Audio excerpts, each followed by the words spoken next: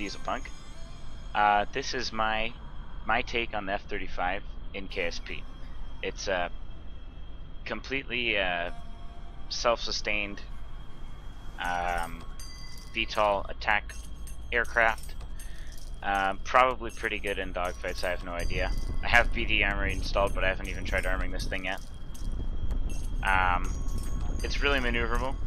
Well, fairly maneuverable. It's not the most maneuverable thing I've ever made, but it definitely gets the job done maneuverability-wise.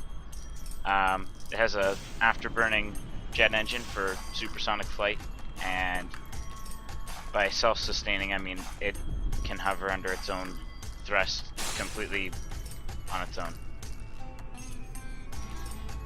I'm trying to keep the weight really low on this.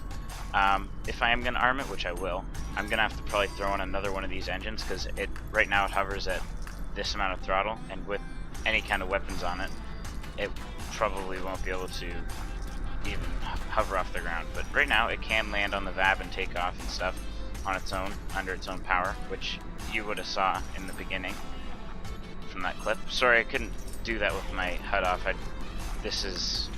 don't know, I'm not very good at VTOLs, especially controlling them. Like, you have to be really careful with how much throttle you're using and stuff, so I couldn't be guessing that. I had to keep my HUD on, so sorry about that. I usually like to try and play with my HUD off when I'm recording. But yeah, let's land over here on this thing. Administration building. I think that's what that is. Just for a bit more of a challenge. The VAB was good, but it's a pretty big helipad, so. I've been making some CAS aircraft, which stands for Close Air Support aircraft. Basically, if you don't know what that means, the A-10 Warthog is a close air support aircraft. What they're designed to do is provide fire support and really anything that the troops need on the ground. So, yeah, I made my take on that. It's a little bit lighter armed than the A-10 Warthog, but it definitely gets the job done. I'll probably make that as my next video. I also replicated the A-10 Warthog, except it's not very good because, well, KSP, the fuselage system is far too large to do the A-10 Warthog properly, but I'll probably include that in the end of the other video that I'm going to do. I just wanted to show you guys this. I'll probably, in the end of this video, throw in an armed version of this. And I may or may not do a download for the ARM version, but I'll probably throw this in Kerbal X so you can download the unarmed version if you want it. Now that I've used up a lot of fuel, it definitely can hover a lot better, but still, I want to have full tank when I take off. Oh crap, okay, well, that was okay, that wasn't a bad landing, we just kind of bounced up a little bit. Okay, drop the throttle. Perfect. I call that a landing. We didn't even break anything. That's a first. Yeah, so, like I said, I was designing this after the F-35, which I'll probably put in a picture of right now.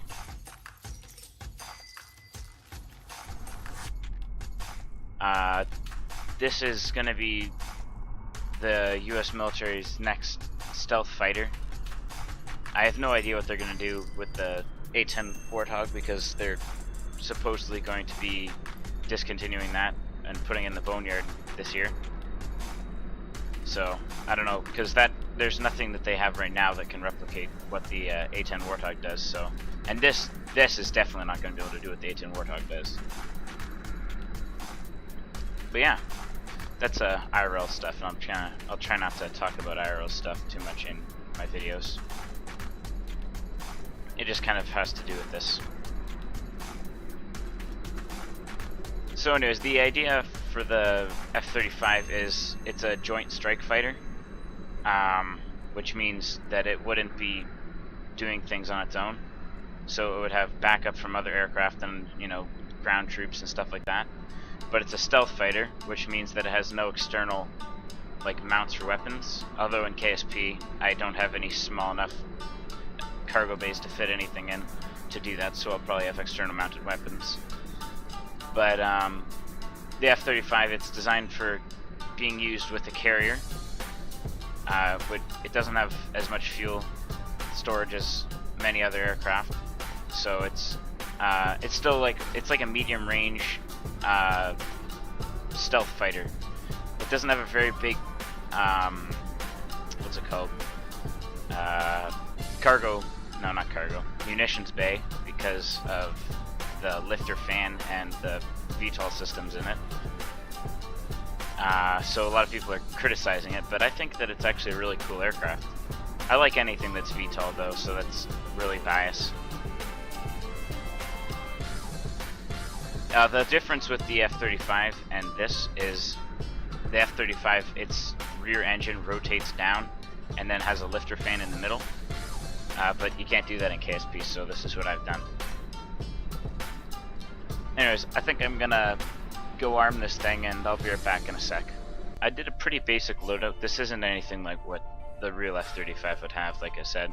But I put a chain gun turret on here because that's like my favorite weapon in BD Armoury ever. And then it does carry 2 AMRAAM missiles, except those would be internally housed, and this is a lot smaller than the real F-35, or these missiles are bigger than the real ones. But these would be carried inside the internal compartment along with 2 bombs, JDAM bombs. I don't actually think it carries any sort of... okay, no, so it does have an internal gun.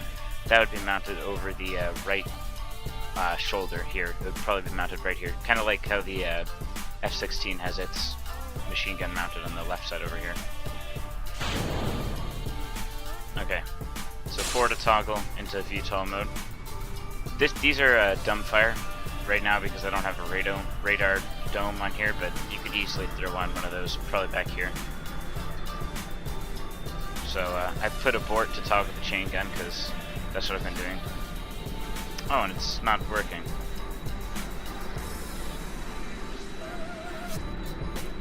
Odd.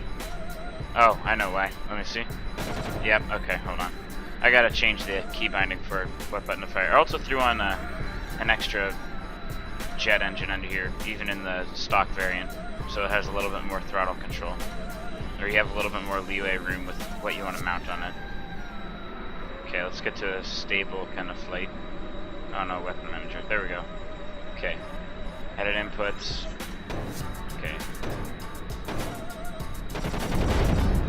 So I love this gun because it fires explosive rounds, so it just takes like 1 shot to blow up anything that has fuel in it. Except for that, apparently.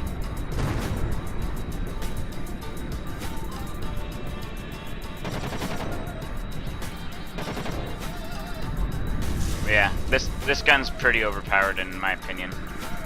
I think that the Vulcan should do a lot more damage in BD Armoury. I have the experimental test version for 1.1 right now, but I don't think this gun should do this much damage. I mean, I know it's explosive rounds, but still.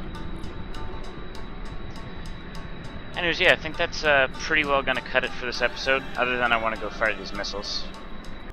I guess let's do it from in here, it'd probably be a little bit easier. Oh, that's annoying. Can't double click the mouse anymore. Okay, let's see. Let's go now. Oh, that probably failed miserably. Probably should have done that from outside, but whatever. Who cares? These are air-to-air weapons, I'm pretty sure. Yeah, actually they are. For if they're radar locking, then definitely they're air-to-air weapons. So this is the exact... This is really, really not what they're designed for. And that was just bad aim. Okay, well, a chain gun will do it. Let's go back into VTOL flight mode. Hover mode.